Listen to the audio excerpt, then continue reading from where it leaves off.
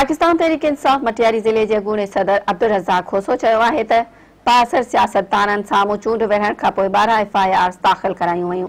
Party chairman Imran Khan Saifullah अबरो वारी senate ticket मूंखे ॾेई पोरियत खे सेनेटर बणाइण जो मिसाल क़ाइमु कयो।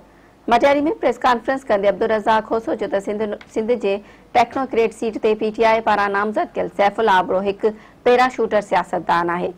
सैफुल्लाह अबरो करोड़े रुपयनि जी करप्शन जे ॾोह हेठि नेब वटि पेशियूं खाई रहियो आहे। हुन चयो त पीपल्स पार्टी जो वेझो साथी हुजण बावजूदि खेसि PTI जी टिकट ते सेनेट जी सीट लाइ नामज़द कयो वियो। तहरीक इंसाफ जे अहिड़े फ़ैसिले सबबि सिंध में वर्करनि खे तमामु घणा ख़दशा पैदा थी विया आहिनि। हुन चयो त सैफुल्लाह अबरो साल 2018 में पीपल्स पार्टी छॾे पाकिस्तान तहरीक इंसाफ में शामिल थियो हो। हिन वक़्तु बि संदसि पीपल्स पार्टी सां राब्ता आहिनि।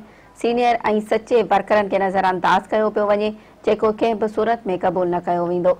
PTI अॻवान उमेद ज़ाहिर कई त पार्टी जी आला क़यादत सैफुल्लाह अबरो खां टिकट वापसि वठी मूंखे सेनेटर बणाईंदी।